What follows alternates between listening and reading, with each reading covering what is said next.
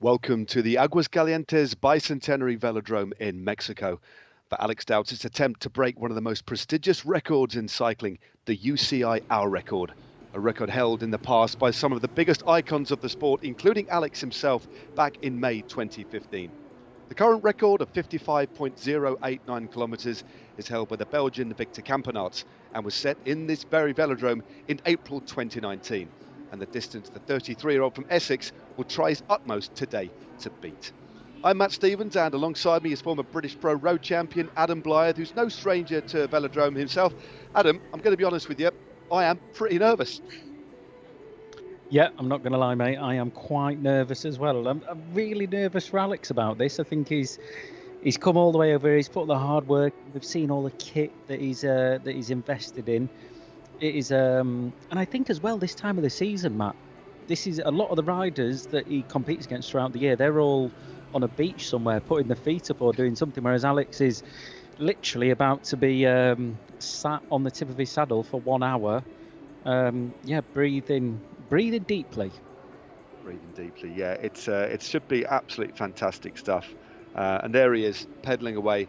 The temperature in the velodrome is around 26 degrees. And you can just see, I'd imagine that's like a cooling suit or an ice suit. But he's there pedaling away. He's been here for just over a week, acclimatizing to these warm conditions and, of course, to the altitude. But Adam, if there's anybody that has the right amount of focus to deliver something like this, it's going to be Alex, isn't it? Yeah, definitely. I think, he's been there before. He's been in this position before. He's tried to break an hour record. He did it in the past, just over 6 years ago now. So he knows what he's up against. He knows the pain. I'm sure it'll be quite fresh in his memory. I think everyone that you speak to that's done this hour record knows how hard it is. And Alex, not too long ago doing it, he will know what's coming. So it's going to be a hard hour. It certainly is. It's back in 1972 when Eddie Merckx set the first of the modern hour records. After the effort that he made, he said that he'd never revisit it, and that it was his hardest day ever on a bike. And as we know, taking on the hour record isn't just a massive physical challenge for the rider, it's a financial mountain to climb too. But a range of important key sponsors close to Alex's heart have helped to make sure that everything falls into place. And Alex, he is very grateful for their support. Sponsors have been everything.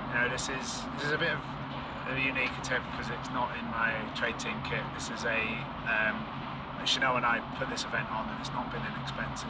But what's been really cool is that all the sponsors that we have not just wanted to slap a logo on and that be it. They fully buy into the charity aspect of this attempt and what we're trying to do for the haemophilia community. So it's real nice that we've been able to put this together, and with the sponsors that we have. And the sponsors are Pfizer with the Hemo Heroes app. My trade team, Israel Startup Nation, have helped. Factor Bikes, Hammerhead, 4i, the Independent Peddler, Endurance Zone, and Yellow Jersey. This attempt could not happen with each and every one of those, so I am incredibly grateful. Before I turn a pedal stroke, so many more people are aware of haemophilia, and I see the messages coming in, and it's been so nice and shown that whatever happens in the next hour, we've done so much good, and there's still an opportunity to help. We have a Just Giving page which is going incredibly well, and the profits from that will be split equally between Haemophilia Society and Little Bleeders. For the Haemophilia Society, it's to help on camps like activity camps. For Little Bleeders, it's to help our sort of newly launched sports fund, which is especially important in around the COVID time, because families are struggling a bit more financially, and being fit and healthy is so important for haemophilia that is to help enable families to make sure their young haemophiliacs can stay fit and healthy. So there's still time, and I urge people to still just dig deep like I'll have to do, except into their pockets and not into their legs. Well, he certainly will have to dig deep, that is for sure. Great to hear Alex eloquently, Adam, speaking about a subject that's very, very close to his heart. Because this is a sporting, it's It's an event of dual purpose. The hour record is one thing, but raising the profile of the haemophilia and the various charities associated to it are almost as important, or if not more important, to Alex. Yeah, I think it's probably more important, really. I think, you know, Alex has grown up with haemophilia. He's been through a lot with it, and he's where he is. You know, he's trying to break the hour record again. It's amazing what he's doing, and it's amazing the awareness he's bringing to haemophilia itself. Well, every cyclist who wants to know about their performance rides with a head unit on the handlebars nowadays, and Alex and his team, Israel Startup Nation, use the Hammerhead Karoo 2 computer. So let's find out a little bit more about them. Obviously data is a massive part of this. The fact that we've not been on the track so much, been on the road, and I live in a very hilly climate, has meant that the Hammerhead Karoo 2 has been invaluable to my training. There's a lot of head units out there. This one is a bit more cutting edge in my mind. The first thing for me is the maps and the clarity of the maps. To be the best, it requires more than strength and heart. It requires intelligence, anticipation, and to be able to see more than the others can't.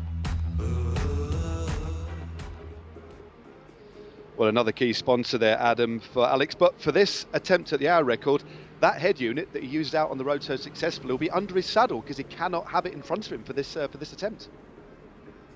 Yeah, I think, you know, it's very calculated, this hour record. Even though we can't see his power and his speed, the lap times that he'll be doing will all be calculated, obviously, to get the record. But he'll have done many tests to know what watts he's doing for the laps, and with the aerodynamics, he'll have measured his CDA, which we'll go into later while he's in the hour record. But it is it's tough, especially when you spend the whole year almost staring at it throughout your road season, having those numbers there and able to swap between screens, look at so many different options. Not having that can be a struggle, but this is all calculated. Let's turn the performance theme and the 4i power meter that Alex has been using to prepare for the hour record attempt. So as you know, data has been a huge part of this hour record attempt, and that's why in the training leading up, like I've said before, a lot of my training's been done on the road. So all of my training's been done with the 4i power meter. The 4i is super accurate. It's really is data you can rely on. For the 4i, it's waterproof, it's very durable, and above all, it's dependable. It really will progress your training, it will progress your racing, and you'll see better results quicker.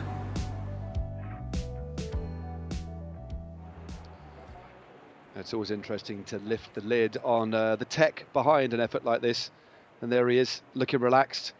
Got some little bits of cotton buds up his nose, just to make sure he's breathing nice and easily. I mean, I know you can't read his mind, Adam, but he is looking pretty relaxed. And actually, as we just noticed, an interesting point. Just explain to us, Adam, why we're seeing some riders just riding around the track at the moment. I can assure you that's not a Mexican track league going on right now, is it? No, it's definitely not. Although that would be entertaining.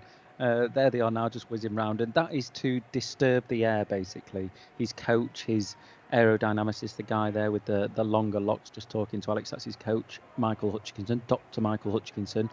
And I think he believes disturbing the air like he is doing with the riders whizzing around will help enable Alex to ride faster in the hour record. Indeed. Well, he's looking pretty relaxed there. He's got he's got 16 minutes before his hour record attempt starts. I wonder what beats he was listening to there. Well, we're going to extend our viewing audience in a few moments' time, because people from the BBC are going to be joining us, watching via the red button and via iPlayer, as Alex continues to look very cool, very calm, and indeed very collected. Well, I cannot wait.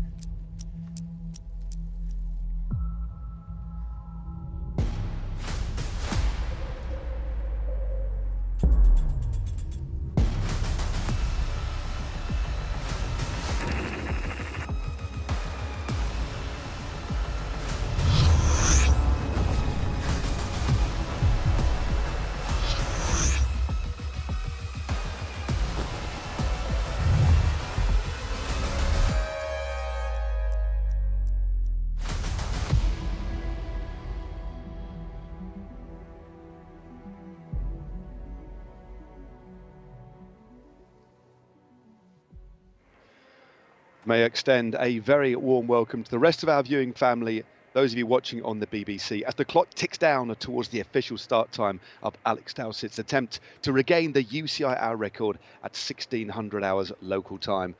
I'm Matt Stevens, and alongside me, we'll introduce him in a bit, is Adam Blythe. I'll tell you what, taking on the hour record is without doubt one of the toughest challenges in cycling, and Alex knows it in for 60 minutes of pain. So we asked him, why on earth does he do it? There's two overriding reasons. One is when I did it in 2015, I was confident. We knew the numbers all said that I could have gone further.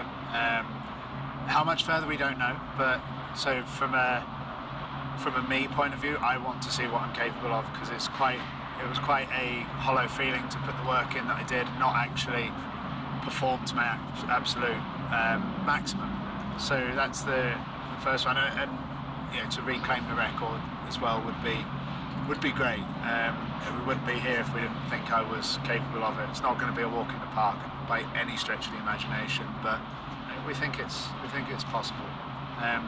Probably the second, probably the most important reason is actually the good that I know this attempt, success or failure, the good that I know this attempt will do for the haemophilia community. Haemophilia is something that I have myself. I don't like to use the word suffer from, because the days of suffering are long gone. And it's to bring awareness to what haemophiliacs can do now. We need not be constrained by the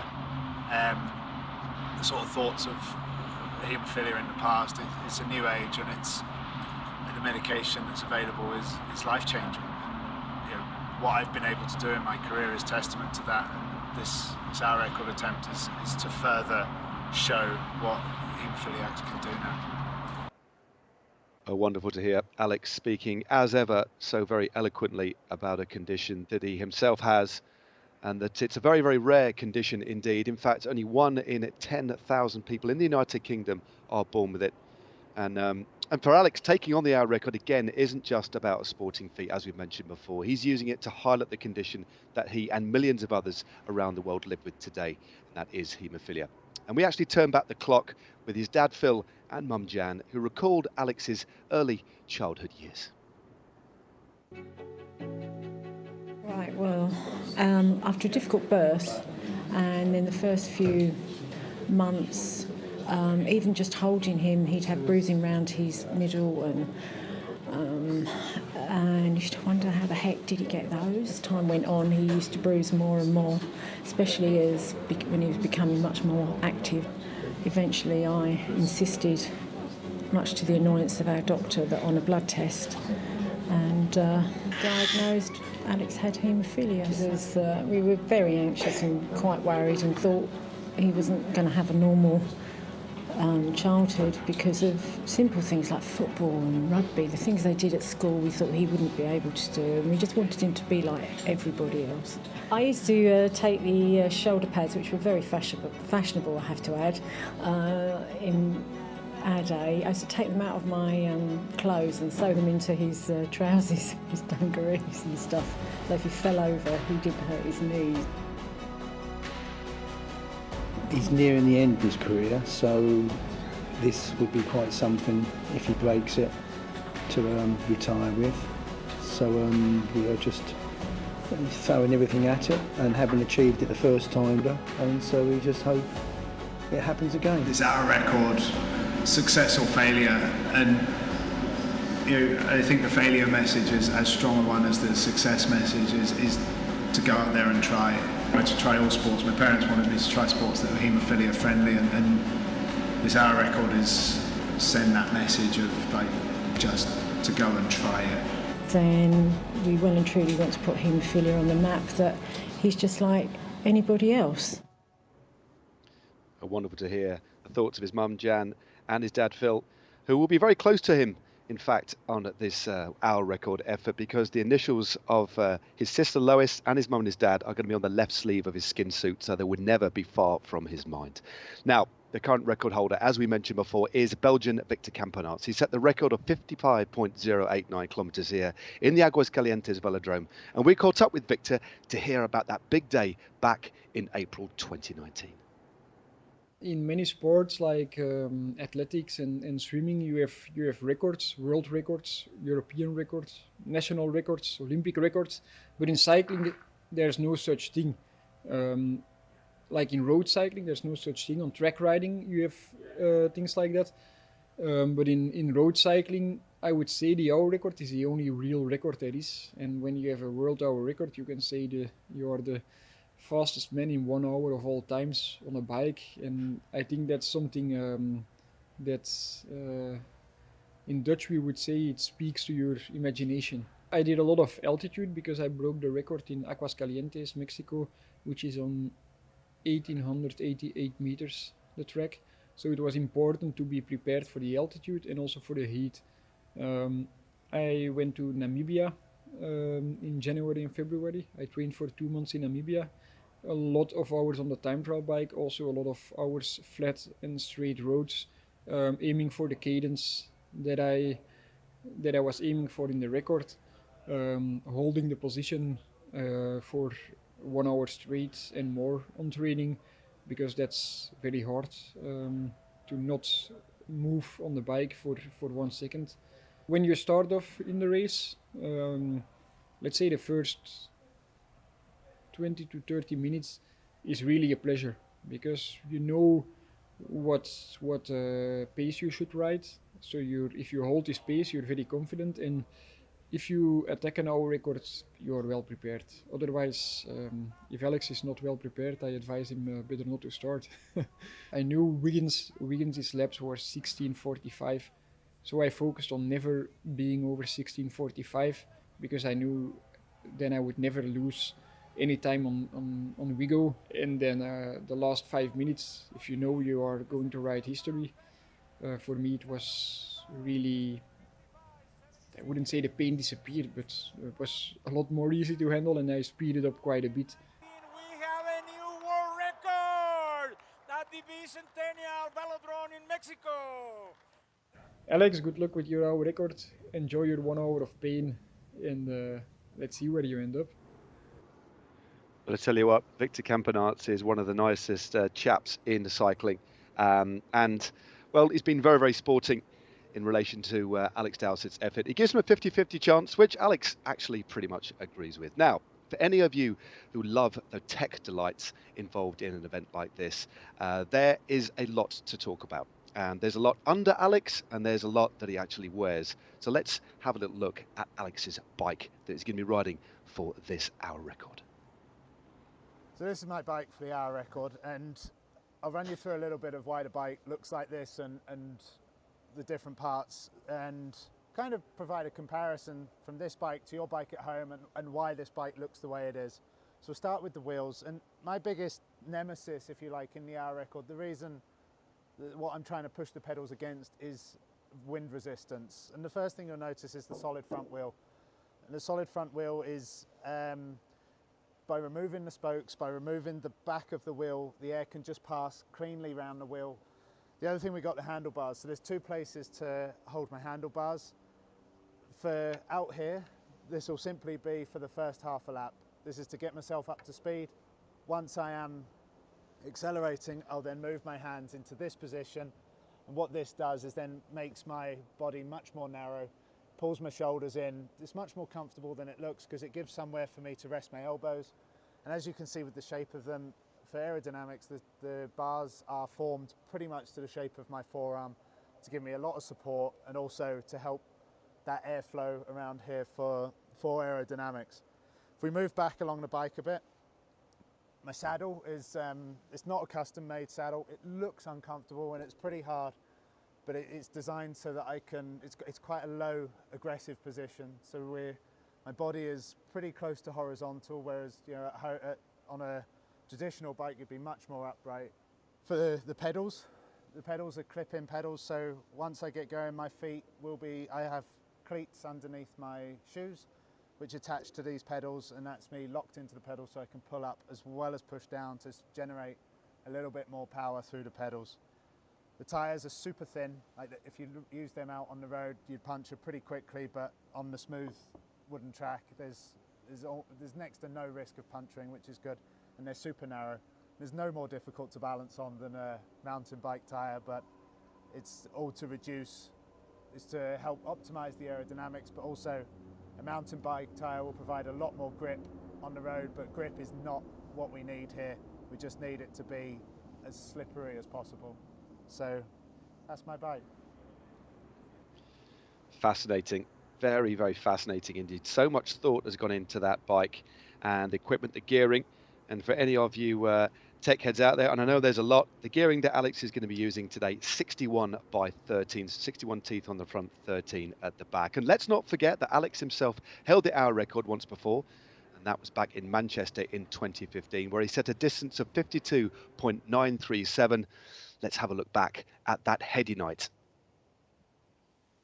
He's in to his final minute and he is powering towards the finish line, looking to try and touch that 53-kilometre mark. I think he's going to just miss out on that. But look how much of a hole he's put into Rohan Dennis's record, and it has been a perfectly structured attempt here in Manchester by Alex Dowsett and the Movistar team.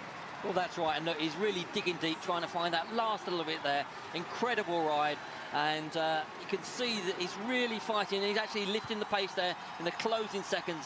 I mean, incredible, and great to see the crowd really rising to him, and a fantastic record that he's going to set here today in Manchester.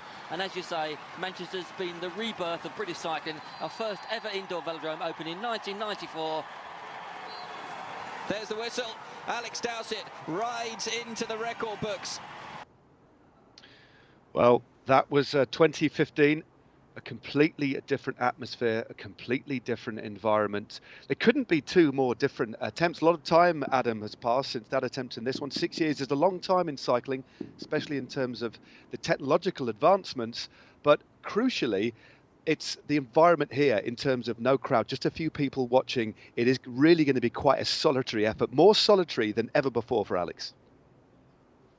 Yeah, I think so. It's kind of... There's something I quite like about it, though, because I think with the crowd there, I think it definitely helps. I think if you speak to Alex, having someone cheer him on there is definitely going to help. But I think this, as it is now, it's very surgical. He knows what he's got to do. I don't think he's going to be... I think you might be able to get carried away with the crowd at some points, and just... I think it's just literally going to be him, and he'll have a few cheers from his nearest and dearest, as we can see on the screen there. But it's definitely going to be a challenge, but for me, yeah, this feels a lot more precise. It's a lot more like Formula One testing day, where it's like, let's push our car to the limits before we bring it out on show. But this is the show, but it just feels very, almost more serious, just because there's not people there. I think earlier on, Alex, when we were Adam, I'm going to get your name right through this. The Adam and Alex situation is a difficult one for me, as you well know. But you did describe it, and I think it was a perfect way to describe it, as sterile. Not necessarily in a bad way, but there's a real sterility, a real purity to the environment here, and a real sense of history as well. So many attempts have been made at the hour record on this track. Of course, Victor Campenaerts took it here, and clearly this is the place to do it. This is considered the fastest track in the world. So this is, if you want to crack at the hour record, this is the place to come, isn't it? Yeah, it definitely is indeed, and I think it's the fastest place to come. But when you really look at the numbers and how much you have to reduce your numbers, etc., it's mind-blowing how many watts you have to take off your FTP almost to get the hour record. In Alex's case, this is, but yeah, it's a phenomenal track, it's a phenomenal place, and as you said, Matt, very, very, very fast. Indeed. Well, the last few little kisses there. That's Chanel, his partner, who's helped organise this event. She's taking on a lot of responsibility. A former lawyer, and Juliet, their 10-month-old daughter. Fist bumps all around for the team. And in a few moments' time, he'll be on his bike and he will be underway. And there's the cheer, almost echoing around this arena here. Well, there is a ripple of applause there, Adam. And I think what I'd like to do as well is thank everybody that are joining us here on the BBC via Alex's YouTube channel as well. We know that everybody's behind him. There's been a wonderful sense of support via social media. Alex is a social media guru and has certainly generated a lot of exposure for his sponsors and for the and for haemophilia as well, haemophiliacs around the world. But right now, it's come to this. In about 40 seconds time, he will be off. And those first few pedal strokes, you'll get a real impression of how huge or how large the gear is that Alex is going to be turning. So the track is clear. One last bit of refreshment. Of course, fueling so vitally important to get right, and that's something that he's focused on with his dietitian. But now it's just up to him. Nothing else stands in his way but an hour of pain. Victor Campenaerts talked about the first 20 minutes as being relatively easy, but believe you me, after the second 20 minutes and into that final third, it will be nothing short of brutal. It is all about pain tolerance. But this man has done it before. He knows how to take the hour record, and there is the countdown. Dowsett looks focused. He grips the bars. Those bars, he'll only be in for around half a lap before he settles in to that tri-bar position. Alex Dowsett is off on his attempt to break the world hour record, to try and wrestle it from the shoulders of Belgian Victor Campenaerts. And there he is, winding up that gear. And Adam, that gives you a real sense, doesn't it, of how huge that gear is. 61 teeth at the front, 13 at the back. And there he is, around half a lap, and he's settled into his rhythm. Yeah, it's an enormous gear indeed. And you could just see, not really in a panic to get going too much, just steadily getting into it, not panicking.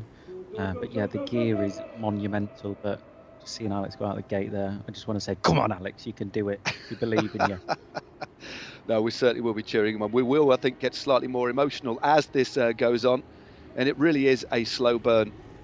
What we're looking at in terms of lap times, he's going to be aiming, I did have communication with his coach, Michael Hutchinson, and what they're going to aim for is to stick to a very similar schedule that Victor Campenaerts went for. So that means 16.3 seconds a lap. And every single lap, Alex will be informed of what he's doing. As you can see, no head unit on his bike, cannot see the power he's putting out, but this man knows how to measure his effort.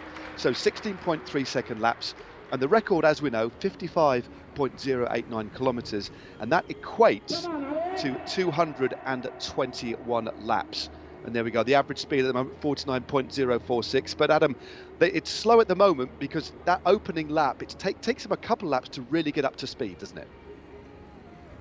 Yeah, it definitely does indeed, and I think that's one of the key things really, is just not to panic too much. I think if he starts to panic and looking at the splits too much, he's got Michael Hutchinson there, his coach at the side of the track, and he's got the information he needs, his lap times. He knows exactly.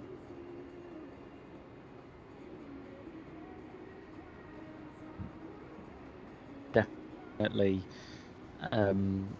ready in terms of, he can give more at the end. He was almost too ready. So I think with this effort that he knows that he can deliver at the end of it. So it's about this sort, I think, roughly 35 minutes to 50-minute marker where that is the time to just really squeeze on. You can just see he's a little bit above schedule now, so already on the pace, tiny little bit up. He's and he's looking good. This is really one of the first times that we've seen Alex for such a long time in this position, and he looks slippery. He does. He looks very slippery indeed. And that is the name of the game, isn't it? That's why riders come to altitude, because of the low air density. It allows you to move through the air. And as he said earlier on when he was looking at his bike, it's trying to make the bike as aerodynamic as possible, and the equipment on it as well. We'll take a close look. We'll go through the kit that he's actually using. Now, the skin suit is a really important factor. And there's been a lot of wind tunnel tests done with this particular skin suit. It's made by a company called Vortec. And I was intrigued, Adam, because it's an asymmetric skin suit. So most skin suits are designed symmetrically, so it'll be the same on the left and the right arm, same on each shoulder, because essentially on the road you go in a straight line. But here, as you can see, all he does is turn left. So there's a particular degree of yaw when he hits the wind, and so this skin suit has been tailored. We understand the value, the cost of the skin suit's around £3,500 in a wind tunnel, basically to make him as slippery as he can at this particular angle going around the track, which is something I've never heard of before. No, I haven't either, which is, I think when you really look at the detail that Alex is putting into this and the effort that he's putting in, when you're going into that amount of detail, looking how turning left constantly basically can affect that, and then adjusting your suit for that, it's phenomenal. I think, it's Alex is really pushing the boundaries of every little advantage he can get. He's trying to take it and make the most of it. And I think it's fantastic to see. I think it's what makes the hour record. It's quite exciting. I think the tech side of it and looking at all these little details, obviously your legs have got to do the work, your mind's got to be there, but I think with all these little details of the bike, the kit, the helmet, the overshoes, the pedals, the bars, the seat, every little thing adds up. And Alex has looked at each and every one of them deeply. And this is why we're seeing him do so well at the minute. Yeah, I mean, just in relation to the bike, as you said before, he's riding a Factor Hanzo with Hanzo forks as well. He's using Vittoria tyres, for anybody who's into your tyres. Nice white wall tyres, tan wall should I say. 23mm on the front, 23 on the back. And that lovely shot of the bike there just shows the kind of design of this frame. It's width at the front, as you can see, that has a very, very narrow profile. It's only 35mm wide at the front, and as you can see, the forks are quite splayed, not splayed as the Hope bikes that we saw the Great Britain team use to success in the recent World Championships and in the Olympic Games, but they are still relatively splayed, which is completely opposite to the forks we've seen riders like Filippo Ganna use on Pinarello. So it's interesting, the science, isn't it, Alex? Adam, in relation to the bikes here. I mean, look at that frontally there. I mean, it's wafer thin, isn't it, as it cuts through the air?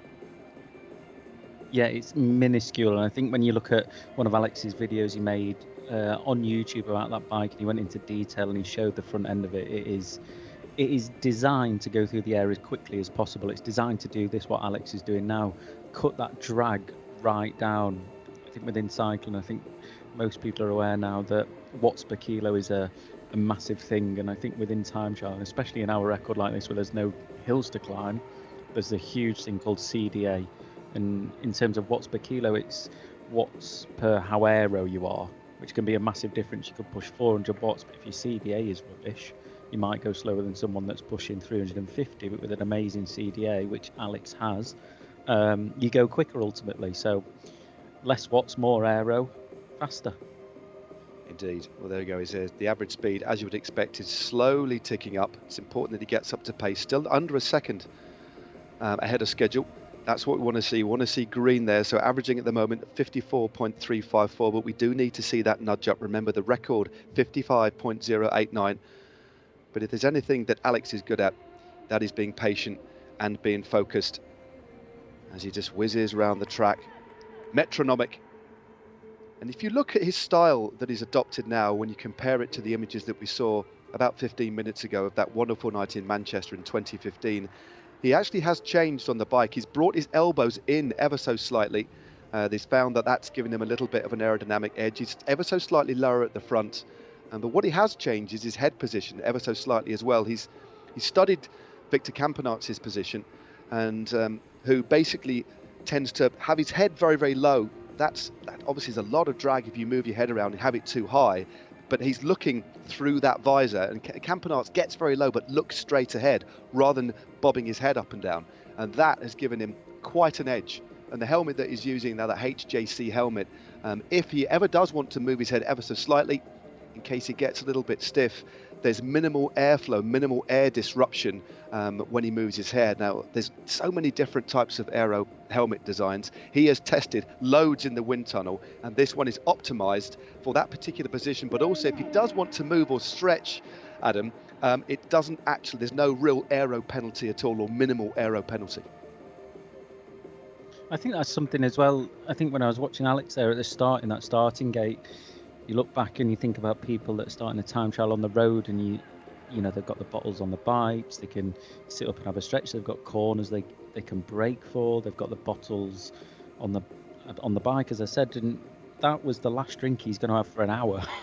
He's got no bottles on, he's not going to move necessarily. And we heard in Victor Campenaerts' interview that he said, you know, if you move, it can cost you. If you move a slight bit, if you sit up or whatever, it can cost you. And that's what Alex is trying to minimise. And with that helmet, as you mentioned, Matt, it's fantastic to be able to find something where you can just wriggle about a little bit and try and just find that little bit more comfort.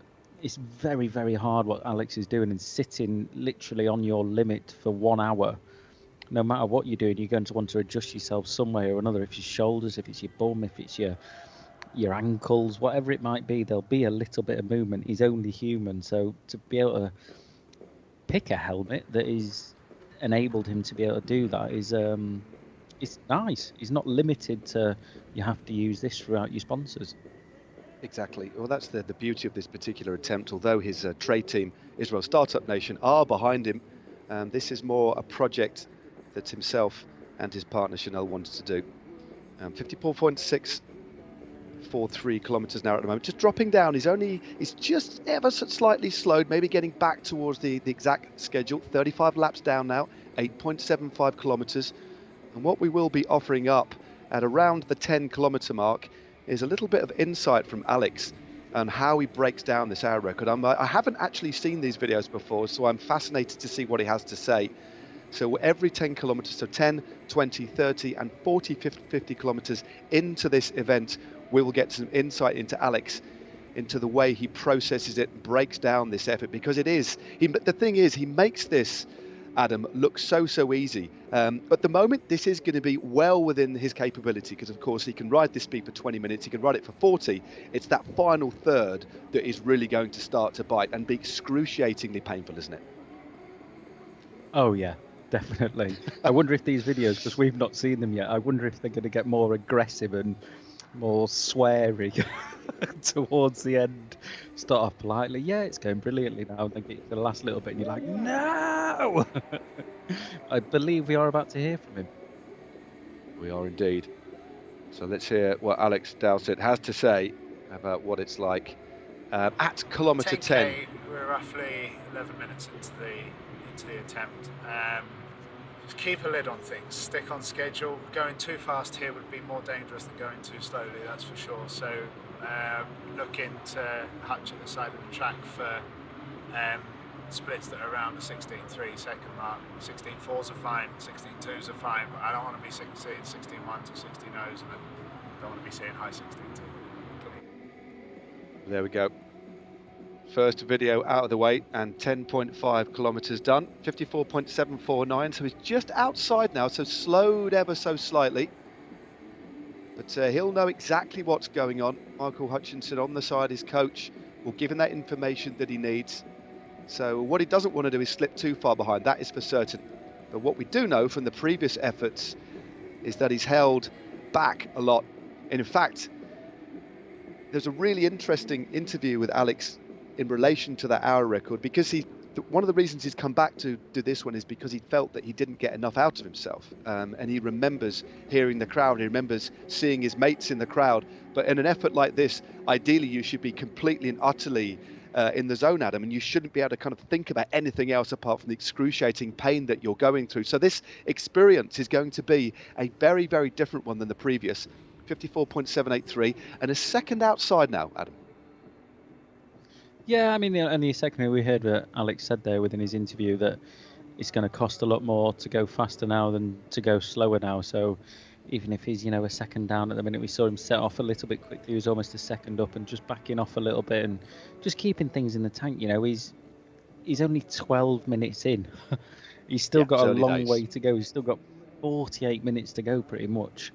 So yeah, it's a heck of a long way, and as we've discussed, Matt, being literally on the edge of your saddle for this long and trying to stay in that position without moving and just concentrate on those lap splits.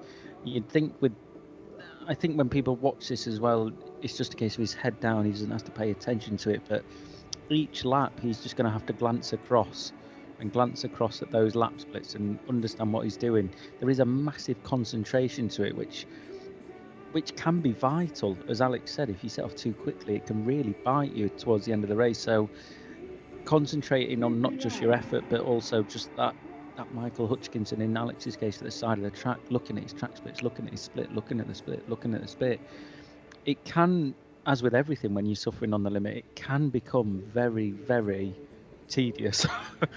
It can. It requires immense focus. I remember speaking many years ago to Chris Boardman about the art of time trialing, about the art of the hour record, and he said it's a dark art. You need to be able to concentrate, you need to be able to ride on that limit, blank out everything else, and in particular the hour record, there's a even more purity to this effort, because as you said, Adam, there's no respite at all. Even in a normal individual time trial, let's say a 45 kilometer, 40 kilometer time trial, classic distance, around about 50 minutes to an hour, generally speaking, depending on the parkour, depending on the course, there'll be opportunities to get out the saddle on a climb, ease up a little bit as you break into a corner, or freewheel on a descent. But the hour record is unique in terms of anything we see in cycling, because you have to be on it all the time. There's no respite whatsoever. And the best analogy, I think, is, as Alex himself described it, that chain is on and tight for the whole 1 hour. Yeah, definitely. And I think, we're seeing the 2 seconds just down on the split now, but you think we're looking at that and you're like, oh, 2 seconds. But you think of like the minimal wattage he has to make up 0.2 of a lap, 1/10 of a lap, 100%. It's tiny, and that's how precise it is. It's the difference between maybe pushing on a watt or a 2 watts or 3 or 4, maybe 6 watts, just that little bit more.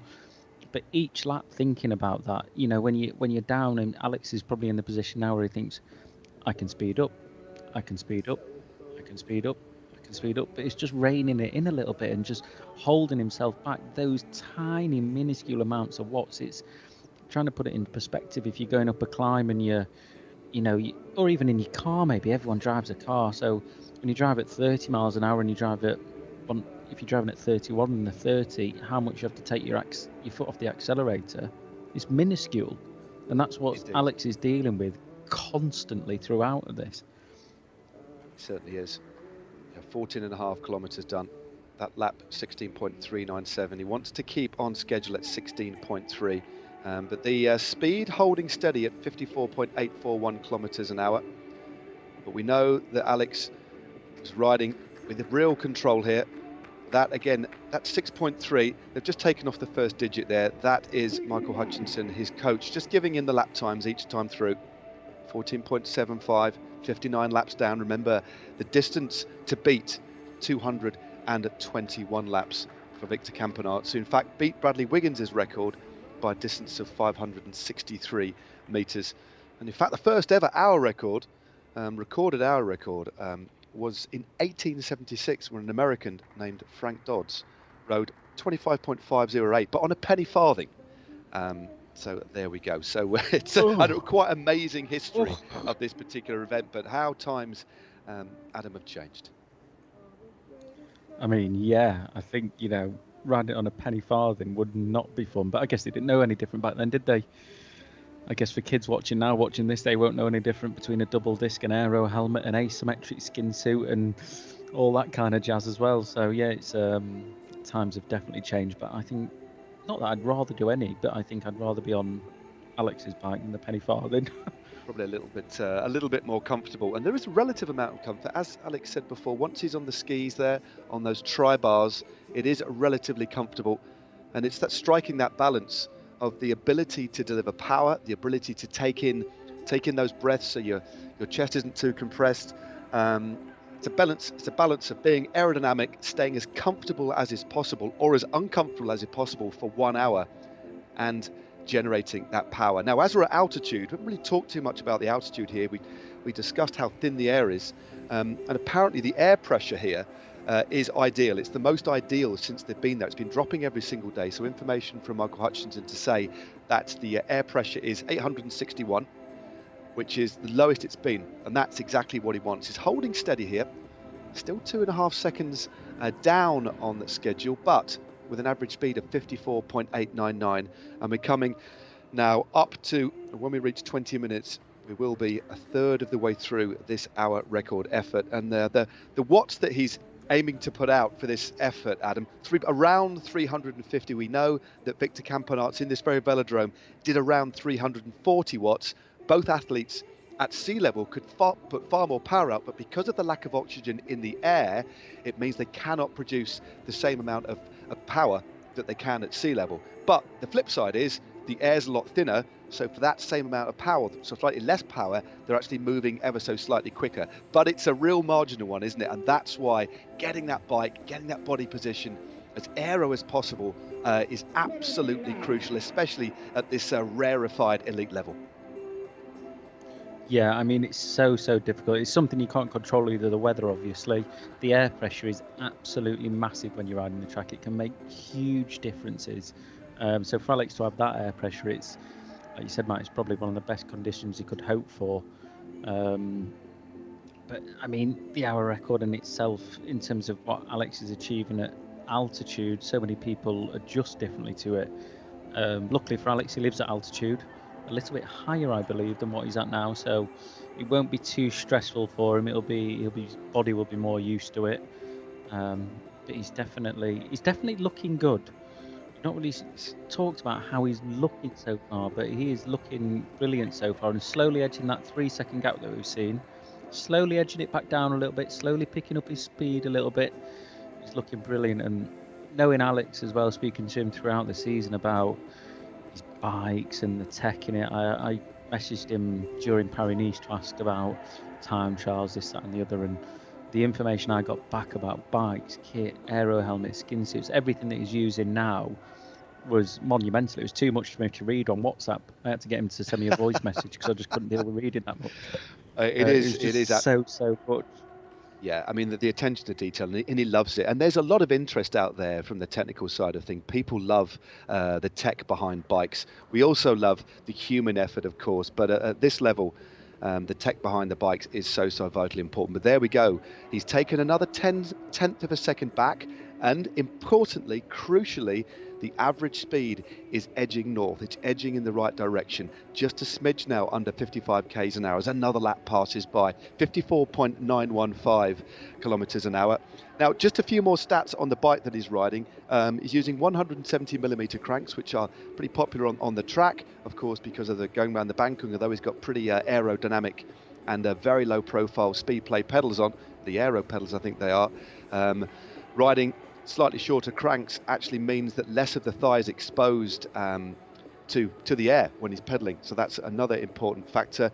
And that rather fetching chain set that he's using is made by a company called Aero Coach. It's called an Aten chain set, and they've measured it, they've filled it in, it's covered in a special surface, and they reckon that every single lap they gain 25 centimeters in distance because of how aero that chain set is. So when you assemble all the other bits together, you can see why there's a constant hunt for those extra technological aero gains.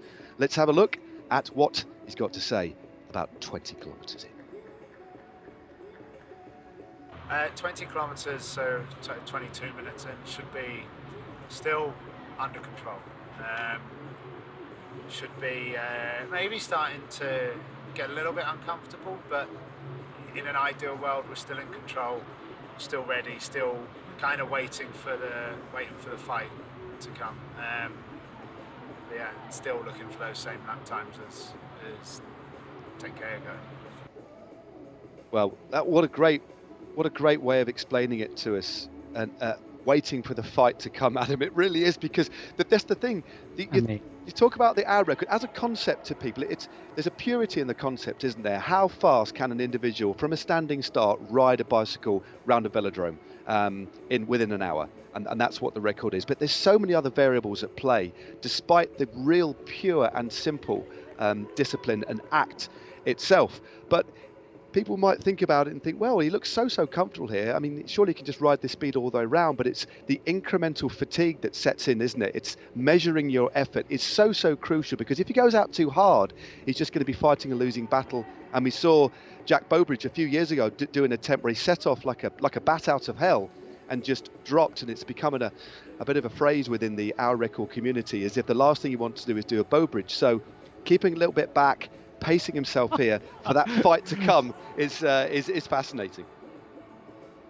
Yeah, I mean, I think that fight to come as well, I think if you put that into any other sporting term, it is generally waiting for the fight to come, is waiting for someone to come and deal you a card, basically, bring the fight to you, whereas Alex is just waiting for the fight to come from himself. He's technically beating up himself right now, which is it's just bizarre when you really think about it. He's, like you said, waiting for the fight to come. How many times do you ever go out on your bike and be like, I'm going to ride so hard now that I'm going to beat myself up? Because that is literally what he's doing and what he's waiting for. It's madness. I mean, it takes special people to be able to do this. I think anyone that rides a bike at home to be able to go out and ride for an hour is, yeah, it's brilliant. You've been out for an hour and then say, right, I'll push on for half an hour, but then think, no, I am going to go out, I'm going to ride as hard as I can from A to B without stopping, without moving from that aero position on my bike, with someone telling me how fast I need to go at the side of the track every 16 seconds.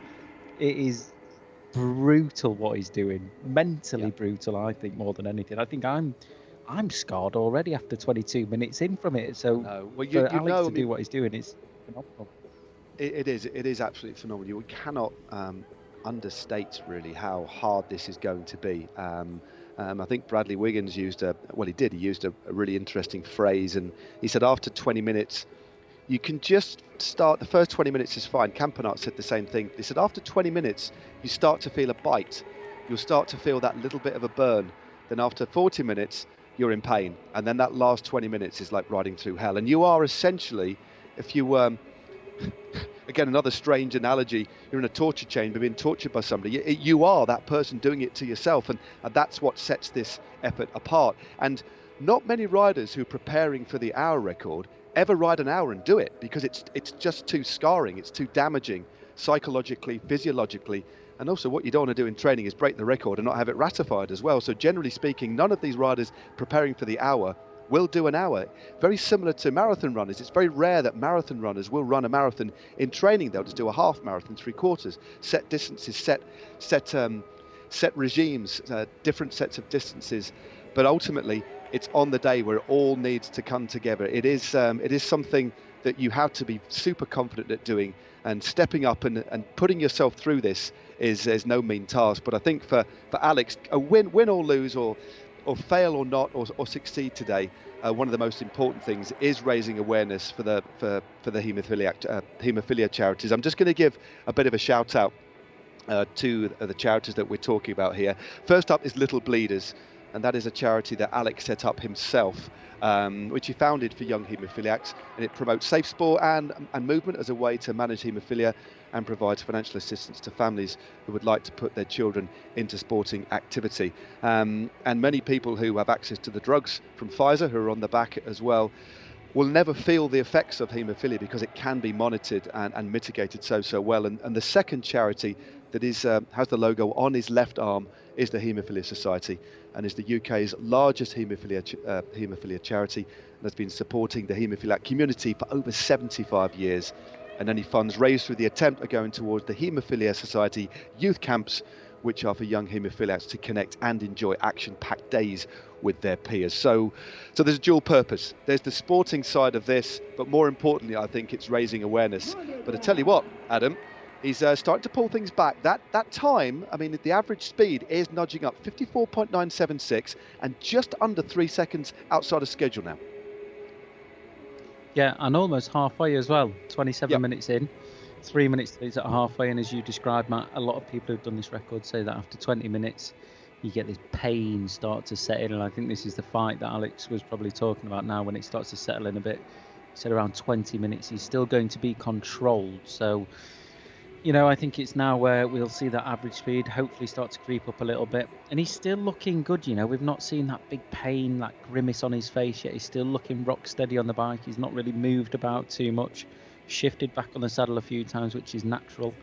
So, yeah, he's looking fantastic to me at the minute. And, you know, right on schedule pretty much. 54.983 kilometres an hour at the minute. He's looking very good. He's actually around 3 kilograms lighter than when he rode for Movistar and broke the hour record 6 years ago now.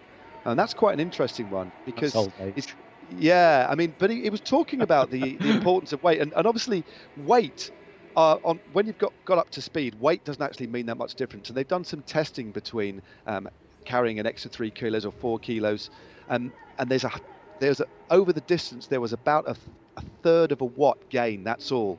But what he has done by losing that little bit of extra weight and doing so much track preparation before the hour record in Manchester in 2015, what happened was he gained a lot of muscle mass on his shoulders, on a particular one shoulder, because they're leaning left.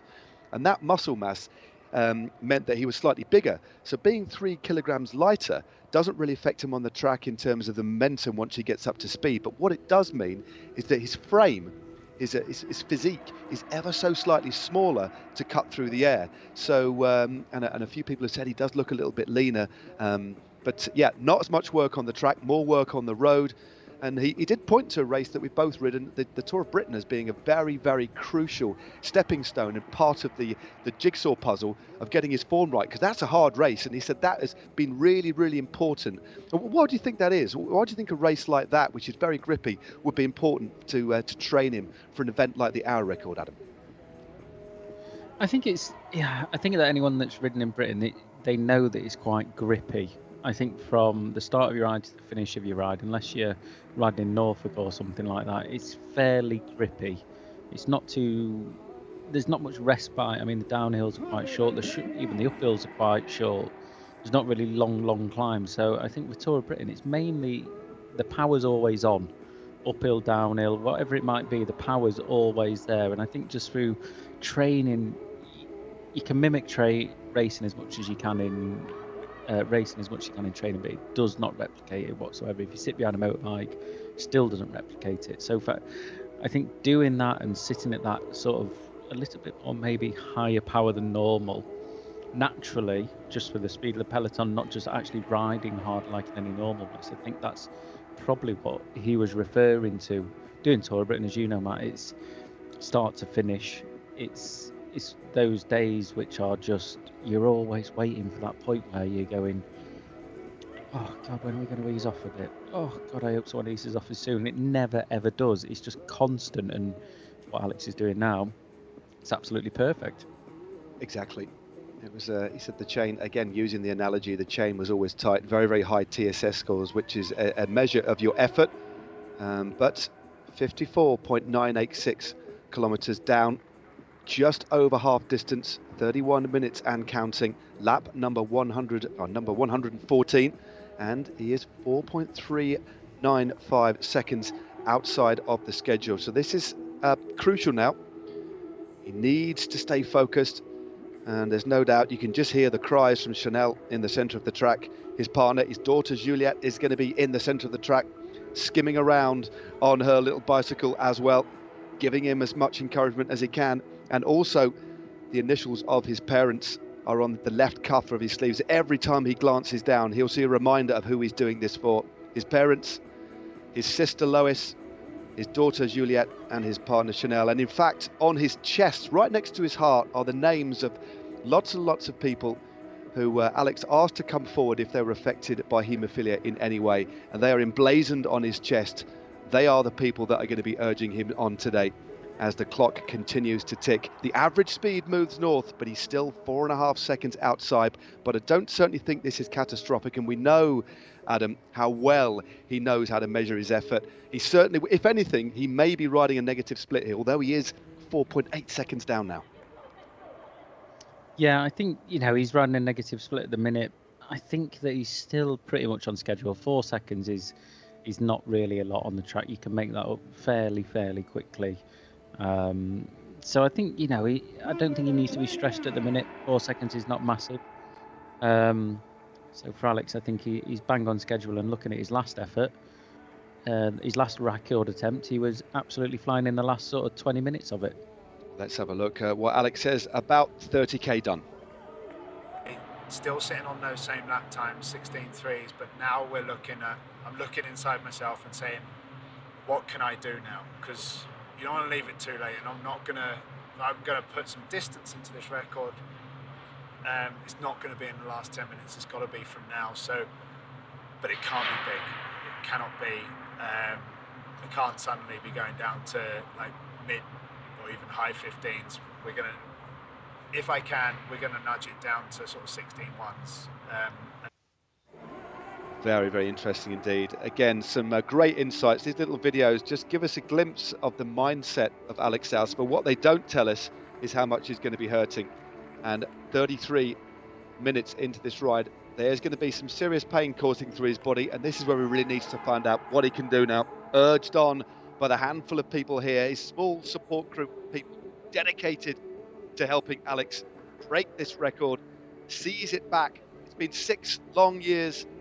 He was also only the holder for a very, very short period of time. 35 days, in fact, before Sir Bradley Wiggins smashed that record. This man is here to take it back. Another 16.5 second lap. 31 Ks done, 5.799 seconds down. This is where Alex is going to have to find something very, very special, isn't it? Yeah, I think as he pointed out in his interview there, Matt, that this is a point where he's got to make the difference. The last sort of 10 minutes, he ain't going to do it. This is a bit where he needs to do it. And, you know, he's still doing a very, very good ride. Even 6 seconds now, it's not massive, and it's within him to pull that back. He's riding at a phenomenal speed, 54.984 kilometers an hour. It's still very, very quick. He's got a little bit of work to do, but you can never read too much into this. I think, you know, we're only 34 minutes in. He's got 25 minutes to go. It's not long when you say that, but in terms of 6 seconds over 25 minutes, it's quite a lot. Not that much, sorry, the wrong way round. Forget what I've just said. I know what you mean. But 16.4 there. He's going to be aiming for 16.3 second laps. It is. I wouldn't say it's slipping away there, but he's got to find something special. He's not going to want to do these lap times and let this time keep slipping away too much, because the longer that he rides at a 6 or 7 second deficit, and the time slips away, he has to get faster and faster and faster. So as he said, what he can't do is suddenly put a big injection of pace in. Any pace increase has to be incremental. And Sir Bradley Wiggins called it just feathering the pedal, just feathering it over. But Dowsett bows his head there, going down the straight, trying to keep that form as still as possible. Minimal top body movement there.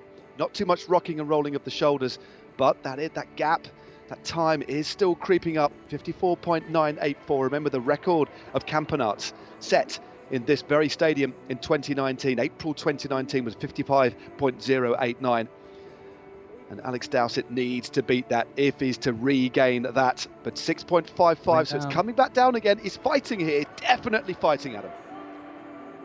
Yeah, definitely fighting. And just looking at Alex now and noticing the way he's just sitting on the bike, you're right, Matt. His shoulders are not moving at all, but there's one part of his body that keeps moving. He's just shifting on his saddle ever so slightly, just pushing back a little bit, just getting a little bit more comfortable, just trying to make sure he's efficient or feels efficient. So you can tell from that first 20 minutes that he's been doing to now, you can tell that he's hurted now. You know, he's in the last 20 minutes almost, 24 minutes. The time held again, 6.45, came down a little bit. He's held it again there. So just slowly pulling back into it, but definitely, as he said in his interview, he's going to be hurting now, no matter what the circumstances, no matter who you are, you're going to be hurting. And I think we're just starting to see the telltale signs of what is basically a very, very rock steady man so far. I think we're just starting to see those little glimpses of it, but he's looking good to me at the minute. He certainly is. And that little push back on the saddle is quite common. We see lots of riders do that because as he's so low at the front, just the body weight tends to shift yourself forward on the saddle. Many riders use different methods to try and adhere your backside, as it were, your undercarriage to the saddle. Some saddles are more grippy than others, so that's not uncommon. But there's still no other real glimpses. We can't really get, because of that dark visor covering his eyes, we can't really look into his eyes just to get a sense of how he's feeling. But I can tell you that he is going to be hurting now, and we've still got around 23.5 minutes still to go to the end of this hour record attempt at the Aguascalientes Stadium in Mexico, 1,800 meters plus above sea level. And as Adam said before, it's 100 meters below where he lives in Andorra. He's been here acclimatizing for the last week or so, but 6.5, it's kind of staying level here, 6.588 seconds out, but still lapping at 16.3 seconds. He cannot afford over the next 5 or 10 minutes to lose too much, otherwise it's going to be a monumental task in the last 15 minutes. Yeah, it is definitely not going to be easy. I don't think anything, no matter what he does, if he slows down, if he speeds up, it's still going to hurt equally just as much. But he's doing, for me, Alex is doing a brilliant ride at the minute. You know, he's held in at 6.64. We saw last time what he's capable to do.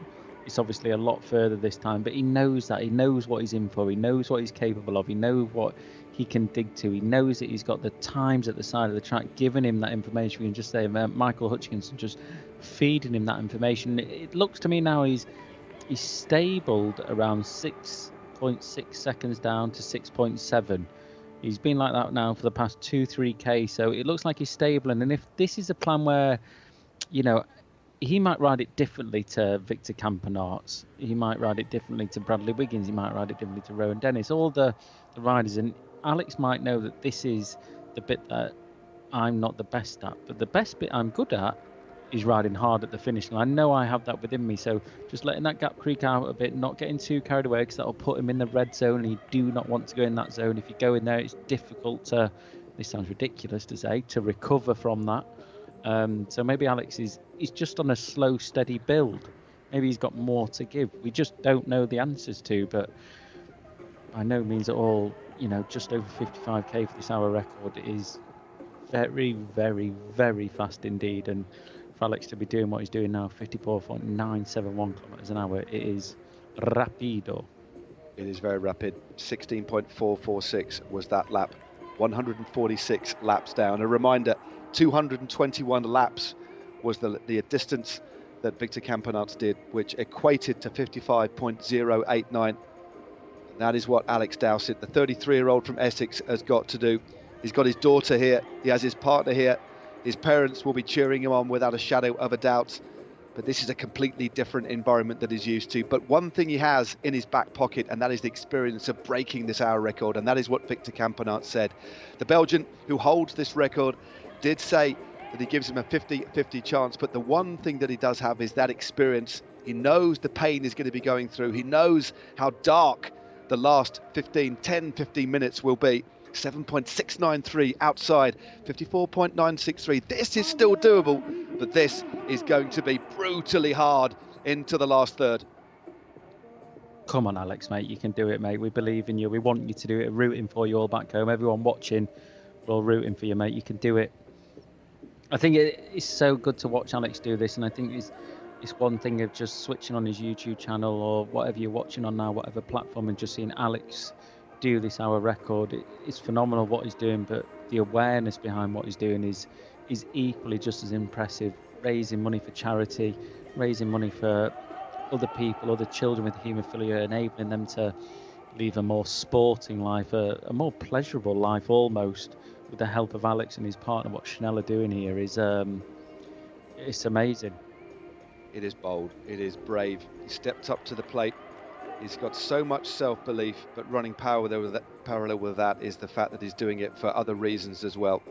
And all those reasons are emblazoned upon that red and black skin suit, which is rocketing around this velodrome now at an average speed of 54.950, but he needs to find something more. What has he got left? 41 minutes and counting, so we are into the final crucial third of this hour record attempt here in Aguascalientes in Mexico. 38.5 kilometers down, 8.36 seconds behind schedule now, but still it is a very, very good average speed. But he will need to find something very, very special here. There's one thing that is for sure, Adam, this is going to be a nail-biting final 15-20 minutes. Yeah, it is going to be monumental. I always think in track terms as well when you're watching this now, and you think, how far is 8 seconds? It's roughly half a lap at the minute. And when you think he's got another 18 minutes to ride, how many times do you have to ride around that track? You could probably do 64, 65 laps probably in that amount of time, roughly 60, let's say. And then you think, could I pull back half a lap in 60 minutes? You go, yeah, of course I can. So it's definitely not far at all. It's only half a lap at the minute, roughly, for the speed that he's riding now. So it's doable still, 9 seconds, just a little bit over half lap. So it is definitely still doable in terms of when you think about it in terms of the visual distance rather than the seconds, what he's actually down by now over the time that he's still got to go. Dowsett 39.5 kilometers done, 158 laps that equates to of this iconic stadium. as we pick him up again. Another lap goes by and the clock continues to tick. Very, very soon we will be in the last 15 minutes of this hour record attempt. The second time that this man has attempted it. He got the record back in 2015. He has got his fans behind him, his family behind him, the haemophiliac community behind him. But let's hear what he's got to say about the next, well, 40Ks. We're in the end game, but we're into the hardest part of it. We're going to start hanging on now, but I think the crucial thing for me is to stay disciplined. When I start getting ragged, my head comes up, and then that can add up to 20 watts onto my power output in aerodynamics, which is crucial. So I'll probably be getting markers from Hutch then to start keeping my head down, keeping my line, trying to stay in control of my breathing, trying to just hang on, really. He's using some great words, isn't he? Great phrases. End game, because this is what this is. Double digits now, over 10 seconds outside of the schedule, and his body will be racked with pain, but certainly not with belief or hope. But he's got to find something special now. 162 laps down, 11 seconds. He ships another half a second on that lap. 16.784. Well, I don't know. Well, this is very, very, very difficult. You can just start to sense and get to see the looks on his face. He is grimacing with the effort here. Yeah, this is definitely hurting now. I think that time's gone out. It's stabilised around 6 seconds about 10 minutes ago, but it's slowly creeping out. And I think that's the brutality of this hour record. I think there's no hiding from it. There's no shortcut to it. There's no let up. There's no corner. There's nothing in this situation now that is going to make Alex's life feel any better. He's just got to keep pushing as hard as he can, which he is doing. He could probably push a little bit harder, but as he said, is that going to gain anything in the long run? Probably not. So he's probably just on his limit, knowing what he can do, sticking to that, and just trying to stay controlled as he can. It's interesting, isn't it, when we heard Alex then talk about Michael Hutchins saying, give the marks of keeping your head down. You look at the bike materials, everything that he's using, the tyres, the wheels, the chain rings, the bars, the helmet, the asymmetric skin suit. And then if Alex puts his head up, it's 20 watts. I mean, I'm not laughing at it, but it's just unbelievable the difference in that body position makes. And we talked about the stress of it mentally, knowing that in your head, that if you move your head up a little bit, the difference it can make is monumental. So having that in your head, never mind sticking to lap time, sticking to that black line as well, because every time you move above it, it is more than 250 meters around. It certainly is. There's so many things that can go into your head, and I'm sure that he's probably in quite a dark place right now. He's going to be in a very, very dark place indeed. 12.85 seconds outside the schedule. The average speed, unfortunately, has dropped down now to 54.842. But however you can, if you're watching here, just send some psychic mind beams to him to try and urge him on. 42.5 Ks is the distance that he's done. 171 laps of this track in Mexico, but he continues to ship a little bit of time. He is going through his own personal hell here. This is what the hour record is all about. It's about immense kind of suffering that many of us will have never experienced, but he is doing it for a mighty cause. And that is to raise awareness. Sorry, we could definitely see as well, this is sort of getting into that end game as Alex described it, and you can really start to see that grimace on his face now as well. Sorry about cutting in there, Matt, but just that grimace on his face, he's starting to, the teeth, the pearly whites are starting to shine through a little bit now. And you know, when you think about, I looked at him then, I was like, oh God, how long's he got to go, thinking the poor guy's suffering like this. And for some reason I thought it was 50k. I was like, oh, he's only got 3 minutes, he's fine, but he's got 13. It's awful. 13, it's such a long time to be trying this hard, be on your limit for another 30 minutes. It is absolutely brutal. Well, he is pressing on regardless. 54.812. Dropped down a little bit more now, just under 15 seconds behind schedule, and a full half a second down on the lap schedule that Michael Hutchins set. We're looking at 16.3 second laps. That is what he needed to break the record of Victor Campenaerts. But Alex Dowsett of Essex is still thundering on regardless. digging as deep as he can, urged on by the handful of people here, the handful of people that helped bring this project from nothing to full realization. It is very difficult out there indeed. All we can do is just urge him on. This is he will be going through so much physical pain here. There is literally no hiding place at all. As you said, no point for any rest. He cannot back off at all. It's just him versus himself as the laps continue to tick by. 178 laps down, 44.5 kilometers down. But the average speed continues to drop. Yeah, it is absolutely brutal, this. And I think as well for Alex, knowing that he's down at the minute and knowing that he's got to squeeze on more, it's so mentally tough. I spoke about how mentally hard this is, and this is one of the things now he's fighting against his body. He's asking more of his body. He's wanting more of his body, and I think that's the difficult bit. It's not just saying, come on, keep going. So much of his body will be wanting to stop right now, but in his head just saying, no, come on, you can do it, just push on. And almost it's accepting the pain, but asking his body for more and more, but with that little, it's sort of like the devil and the angel on one shoulder. The devil going, aha, I know you want to stop, you can stop if you want, it's no problem. But the angel's going, no, come on, you can do this, just keep doing it. And it's that battle within his head that he's going to have to fight against, and it's so difficult. And I think it really shows a real champion within Alex, that he's able to keep pushing on like this, still wanting to give more, still trying to give more. It is so many people in this situation. I'm one of them, would just be like, well, I wouldn't have even started. I'm not crazy enough like Alex to do that, but he's a real hero, a real champion to be able to keep pushing on like this and just fight his demons that are in his head right now. It certainly is. This is a very solitary effort. He just clipped one of those markers on the left-hand side.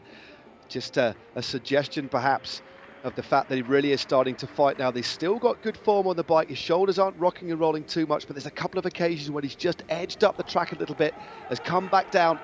He is going to be going through all sorts of pain here as another lap ticks by, tries to keep that bike in line with the black line on the inside, travels through again. There's that little grimace that we saw earlier on. Marco Hutchinson crouched with the iPad, giving him his lap time, 16.798. The gap continues to go out, but this man will not give up. He is a true champion, 6 times British time trial champion, multiple time trial wins in his career. Big stage win in the Giro d'Italia many years ago, then a road win just a couple of years ago, which was the turning point in his career. That particular win on the road gave him another couple of years contract and the opportunity to do this, and that is to step up to the plate, be brave and go for the record that is so close to his heart.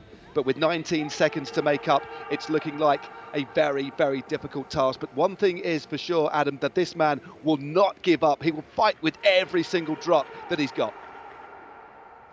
Yeah, he's going to fight till the end, and that's the real mark of a champion, that just going until the event's finished and just giving everything he's got right now. He is in the last sort of 8 minutes coming up to this effort. It's not long to go in terms of time, but it is going to feel like an eternity to Alex. It is not going to be a short 8 minutes. It's probably going to be the longest 8 minutes of his life. The previous time, he knew he could go quicker.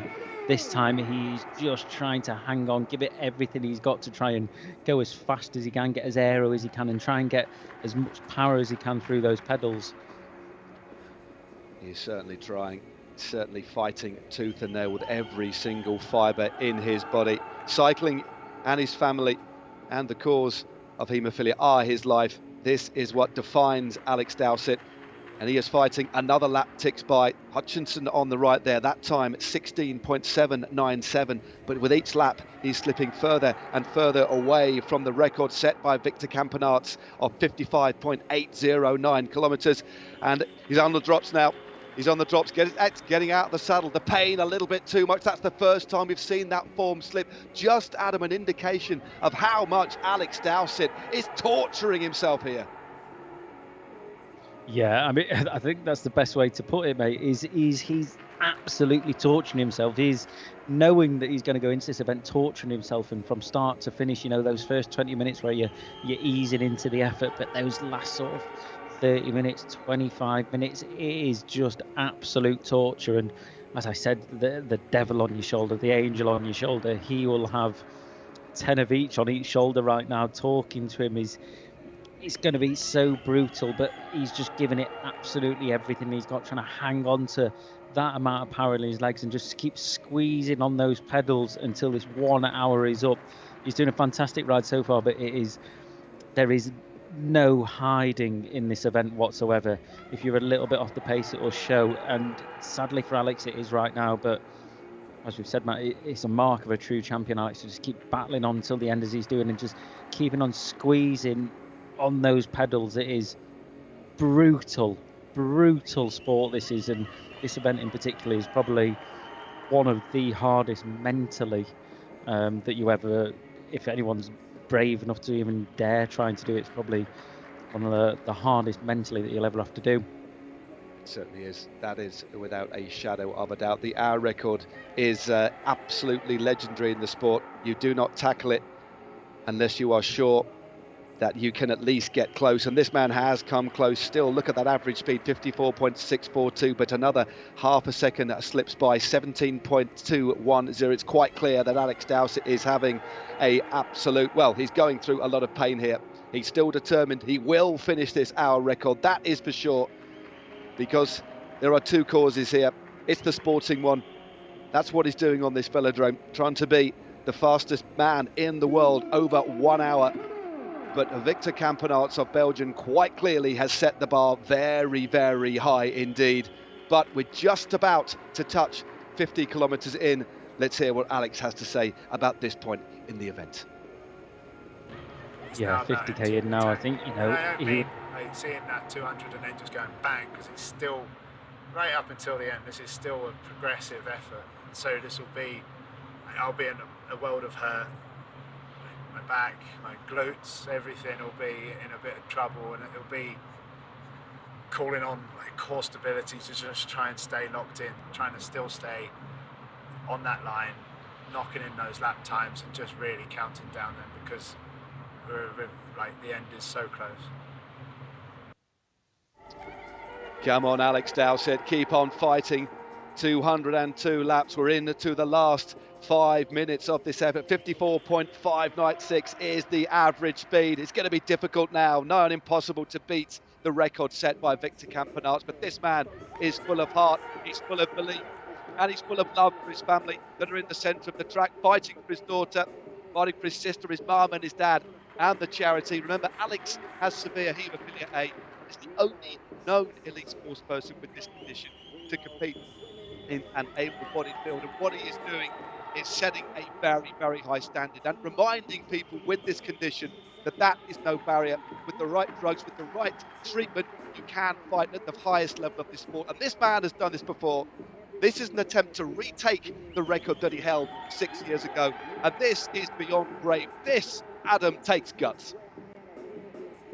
It takes more than guts, I think. It takes bravery, it takes guts, it takes a real champion to be able to put himself on the line like this and really go against himself. He talks about trying to beat himself up, the end game, the battle within himself. That is what this event is all about, is pushing your body to the absolute maximum, pushing your body to the limit. And Alex has done that since lap one, you know, those comfortable laps that he did at the start, and then just easing himself into that pain more and more and more and more and more and more. It is absolutely brutal, and for Alex, you can only take your hat off to him for what he's doing here and raising awareness for haemophilia as he is doing, and putting his body on the line for it. It's unbelievable. Yeah, he's putting himself on the line, and that's what you do when you step up to tackle the hour record. One of the most fearsome records, not just in cycling, but in sport. An hour of pain, an hour of hell. But this has been a brave, bold performance. The clock is still ticking. When it gets to 58, that means 2 minutes to go. Still a very, very respectable speed here of 54.556 as another lap ticks by. 210 laps down. Remember, 221 was the mark set by Victor Campenaerts a couple of years ago. It's not going to be beaten today, but this man has put on a display and set an example to everybody out there that this illness is no barrier. He continues to fight. Another lap ticks down. Another lap ticks down, a few more to go yet before he's finished, but you're quite right, Matt. He's a real champion, a real hero, and doing what he's doing is going out for this, knowing how difficult it is, knowing how much further it was than his previous attempt. The gains have been made within the bike, the aeroness, his position on the bike, but it still comes down to the legs he's got, and he is absolutely flying around this track. Let's have no means about it. He's still done a heck of a ride here off Victor Campenaerts' record, but to be able to put himself on the line like this, knowing what he has to do, he's doing a phenomenal job at it. Well, another lap goes by, 53.250, 213 laps down. We're coming very, very close to the final minute of this bold attempt to break the hour record, to try and wrestle it from the shoulders of Victor Campenaerts, but it wasn't to be. But this has been very special indeed. He's tried, he's stepped up, he's had the support of some magnificent sponsors who believed in him. But this is no shame at all. He is fighting still with every single fibre that he has in his body, coming in to the last minute now, Adam, of this hour record attempt. But what can you say about this man? There's so much you can say about him. A champion, a hero, an inspiration, an example to other athletes out there. He's been a stellar athlete, and as you said, Matt, not just putting himself on the line in terms of the hour record, but putting himself on the line in terms of raising awareness for his haemophilia, for other people's haemophilia, and trying to help other people with it as well. It's amazing what he's doing. The last 20 seconds now that he's into. 20 seconds to go now for Alex Dowsett here in the Aguascalientes Stadium in Mexico, urged on by the screamers of his team. They can hear Chanel above all the rest. We're coming in. This will be roughly the last lap now, or less. The clock will stop in just a few seconds' time. Alex Dowsett, unfortunately, will not break the world hour record, but he sets a distance of 54.555 kilometres. And that is no disgrace at all. What a brave, brave attempt it was by the man from Essex. He has done himself, his family, and the haemophilia community so, so proud. That is without a shadow of a doubt. Yeah, well done, Alex. Absolutely brilliant ride. You didn't get the record, mate, but you've shown what a champion you are, that is for sure. And raising awareness for haemophilia, as you mentioned there, Matt, is I think was almost the main thing within this for Alex. It wasn't the record, it was the awareness, and he's definitely done that. So chapeau, mate. You've done it. You've done that awareness. You've raised the ability. You haven't got the record, but for me, you can give yourself a massive pat on the back for what you've done. Yeah, he will be disappointed. He shakes his head ruefully there as he slows down, as the pain ebbs slowly. There'll be so much relief, so much physical relief. There will be disappointment, of course there will. He wouldn't have attempted this if he didn't think he had a good chance of beating it, but it wasn't to be. But that was a fine, fine attempt. But the record does still stand. We will be speaking to Alex Dowsett very, very shortly indeed.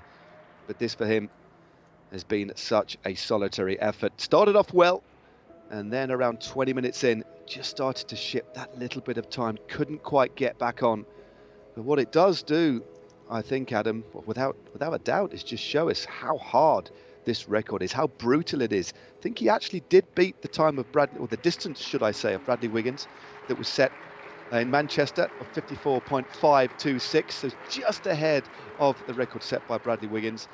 But Victor Campenaerts is still the holder, as Alex Dowsett finally grinds to a halt and hunches himself over his bars.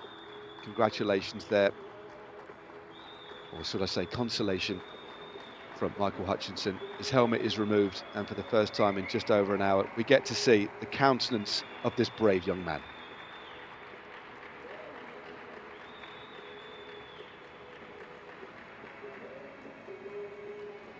I think you can see the disappointment in the pain that he's in as well.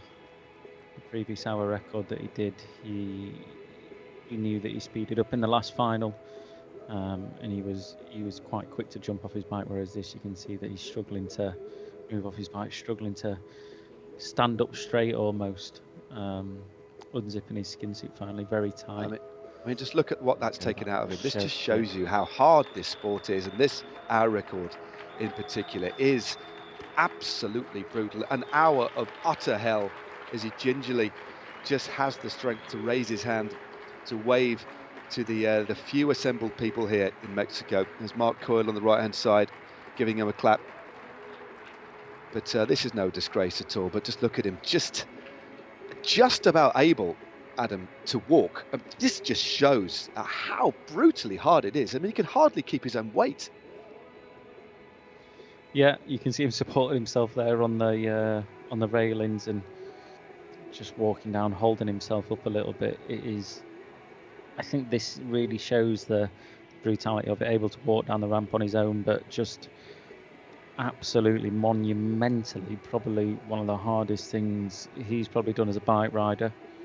There's not many times where you get to really push yourself to that limit without a break, without a corner, without a climb where you can get out the saddle, without any of that stuff. It is so difficult, this event, and I've not even done it, but I can't even imagine actually the pain that he's been through. But yeah, we've got to take your hat off to Alex. What he came here to do, he's sadly not achieved, but in terms of the record, but what he came to do in terms of, you know, raising awareness for haemophilia and supporting a charity that he has created also, he's definitely done that. That is for sure, and I think he can safely say he's done himself proud. He's done the haemophilia community proud. I'm sure all his fans, friends, and family, you've definitely done them proud as well. Also, what we get to see is you can only win or lose in this event, of course, for the many reasons that you've just described. There are so many pluses, but from a sporting perspective, the brutality of failure in the hour record is quite profound and quite striking, and is actually quite moving as well, as he picks up his daughter, Juliet. That's what's important about life. Sport is a magnificent thing, but your kids, well, they're the best. Yeah, they definitely are. I think out of everything there, you know, Alex will be disappointed for sure, but I think, you know, it's the first time we've seen Alex smile since he's done that record, and that was holding his daughter. I think it really shows definitely what is the importance for him in his life, and that is his family, his daughter. He's done himself proud, and you know, his daughter will be able to look back on this. She is none the wiser at the minute. She's probably wondering why Daddy can't play. Probably. Well, there she is, yeah, blissfully unaware. But a touching moment there with Chanel, his partner, and Julia, only 10 months old, just made the trip over to be with her dad. But it wasn't to be. But as we've talked about a lot, there was another cause at play here. We'll be speaking to Alex very, very shortly indeed, when he's composed himself. We'll take a few moments. It just looks like it just looks like a shell of a man now. This takes so much out of you, and he'll be limping for a couple of days as well, that is for sure, as we just offer up a little bit of privacy and get a wide show of this track. The attempt is now behind Alex, but there's so much to draw from.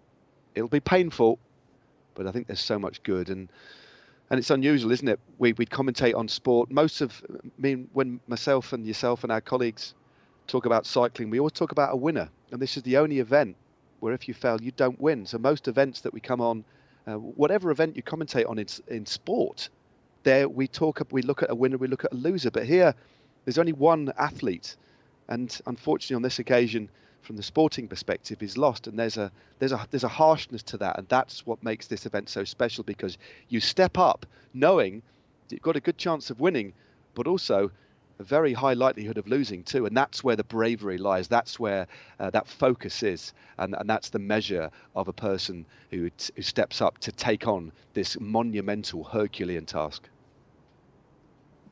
Yeah, definitely, Matt. And I think there's just looking at those pictures there that we've just seen of Alex, I think there's one main thing, you know, that I think we can see the disappointment on Alex's face. He's gutted, he's devastated. A lot of effort, a lot of time has been put into this to go and get that record, and he is ultimately gutted with that. But his little daughter there, I think, you know, there's nothing more important to Alex than his little daughter, I'm sure, and she's still proud of Daddy. She will always be proud of Daddy. And I'm sure when he gets back to his hotel tonight, when they get on the plane home, you know, he'll always have it burning in his mind about being not quite getting the record, but he'll be able to look across and see his little smiling baby. And just check for level. That's the bit that's You getting matters. that? So we should be having a word in just a few moments' time. But Juliet, his daughter, as Alex has said openly, there's a lot of interesting content on his YouTube channel about the lead into this attempt. But he's very open in saying that his daughter Juliet is a carrier of haemophilia, and she will have to, if she wants kids in the future, she'll have to be made fully aware of the risks, and that's why this cause is so important to Alex to give people with haemophilia the opportunity to live a normal life, and that's basically what it is, and that's why fighting to raise money for the charities surrounding haemophilia are so close to Alex's heart, because his mother was a carrier, he has it, as we said before, and his daughter is also a carrier, and there's a very, very strong likelihood that well, here we go, he's got his sliders on, he's walking rather gingerly over, and we'll be having a conversation now with Alex Dowsett.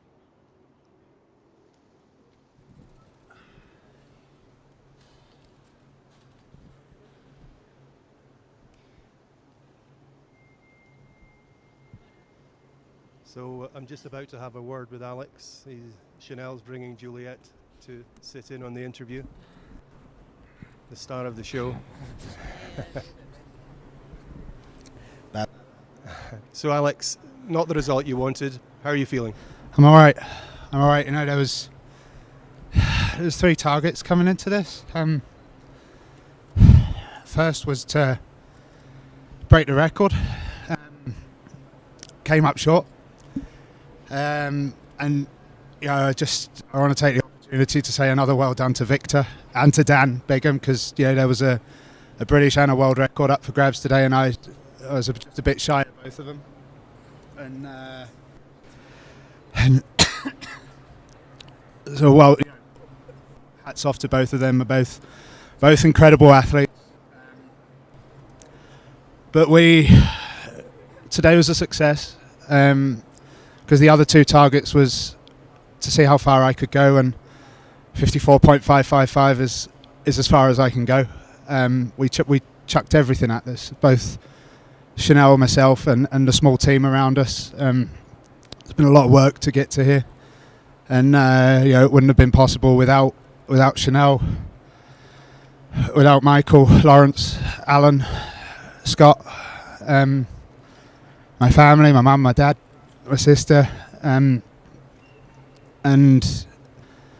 yeah, everyone believed in me here, and I believed in me, and that's, yeah, the success is that is as far as I can go, and I'm proud of that. I'm proud of myself for the distance I managed to cover today. But the last and the most important thing we succeeded at today was the awareness we've brought to haemophilia, to rare diseases, and the message that we've sent out before the start gun went today. Because you know, the overriding message for young haemophiliacs now, anyone with haemophilia, anyone with a rare condition, anyone who's facing any kind of adversity, is just give it a shot, because the biggest failure today would have been to not be here. With the last couple of months we've had, it would have been very easy to not be here. It's been a huge journey just to get here, and you know, the belief we've kept is knowing the good we're doing for the haemophilia community and the community beyond that. And you know, it wouldn't have been possible without the sponsors we've had today. And you know, all the sponsors have believed in me to attempt to break a cycling world record, but actually they've believed more in the message that we've been trying to send with this attempt. So, you know, Pfizer with the Hemo Heroes out, the Independent Peddler, Hammerhead, my team Israel Startup Nation, Endurance Zone, Yellow Jersey, and and it's just been massive. It's just been massive, the support. It's just been massive, the support that each and every one of those sponsors have given, and I'm super grateful to them and grateful to everyone that supported. The Just Giving page has kicked off, and there's just been so much support, and it's and support from my competitors as well. Victor especially has checked in almost daily to see how I'm doing, and he's been a massive supporter of this attempt, and he gets to hold on to it for a while longer, and he should be proud of that. Judging by the messages that we all saw on the live stream, thousands and thousands of people urging you on, I think you're a hero in their eyes and in the eyes of everyone in the velodrome here. So there's no sense of failure. This has been a complete success for you. Just finally, the message that you want to send out to haemophiliacs and to others, to the world, what does today say? It's like I said, the biggest failure today would have been to have never tried, and that's the message to send out. Is I spent a childhood of being told what I couldn't do, and my mum, my dad, excuse me, sure. We set about. We knew what we couldn't do, like football, rugby, boxing. So we set about finding what we could do. We turned a negative into an absolute positive, and I've been able to carve a massive career out of, carve it from adversity, and that should be the message. Is life can throw you a bad hand at times, and it's what you make of it. It's how you deal with it, and the second part of my haemophilia journey, it was me, but the first part was my family. The first part was my mum, my dad, like wanting the best possible life for me, and also my sister, recognizing that we had someone in the family that was facing some struggles and had to deal with it. We all banded together. We're such a tight-knit unit and haemophilia did that, and that's the message. Is through childhood, my mum sat there going, Alex, like, if you look around your classroom, everyone's got something wrong with them. Like, nobody's perfect, and you've got this, you've got haemophilia. There's some stuff you can't do, but there's plenty of stuff you can do, and my dad was my biggest sporting hero. Drove up and down the country at races to get me to races, and anything I wanted to have a go at, if it was dangerous, they didn't say no. They just said, well, instead of this, let's try this, and they'd throw everything into it. And that's with my charity Little Bleeders, that's what we're trying to help facilitate, because we set up the sports fund, and that's, especially through COVID, it's been such a tough time for families, because money's been tight. They can't. We've got countless messages. They want to get their kids to a swimming class, but just the money's not there. And that's what we're trying to do with Little Bleeders is provide that small amount of financial aid. And that's what the Just Giving page around this attempt is going to, is to help fund that sports fund to help those families get their kids into sports activities, because it is such a positive time now for haemophilia, and we have to celebrate and support that as much as we can, and that's what today was about. Success or failure, and like today is not a failure, but I think the message of coming up short is possibly the strongest message that could have come out of today, because I threw my hat in the ring. I tried when there's so many capable athletes that don't. And the hour record is not something to be. No, the hour record is something to be scared of, but it's not something to be shied away from. The UCI have facilitated this fantastically. It's not been easy pulling it together ourselves, and they've helped as much as they can, and thank you to them. And it's a wonderful sporting event, and it's well, I've not done all sports, but I'd imagine this is one of the hardest events. Well, I don't think anyone could fail to be inspired by what they've seen you do on the track and by the words that you've just said. Very emotional and very moving as well. So congratulations for doing it, and the outcome has been a success for everyone involved. So Alex, have some rest now. Thank you. Thanks very much. Well, some very eloquent and quite emotional, powerful words there by Alex Dowsett. I think he summed things up very, very well. A day of bittersweet A lot of work has been done, profile has been raised. So one thing has been a massive success for Alex. But unfortunately, the hour record wasn't to be regained. As I said, this, I think, was far more than that. So before we do say goodbye, Adam, just a couple of parting words from yourself, mate. Congratulations, Alex. You've done yourself very proud, and yeah, just massive congrats. Chapeau, hats off to you. Yeah, and I think that's echoed of just looking at some of the comments underneath YouTube on social media. There's everybody's behind you, Alex. It's been a pleasure commentating upon this attempt. But for now, it's time for me and Adam to bid you farewell from the Aguascalientes Velodrome in Mexico, from this hour record attempt. For now, it's goodbye, and thank you very much indeed for watching. Stay safe.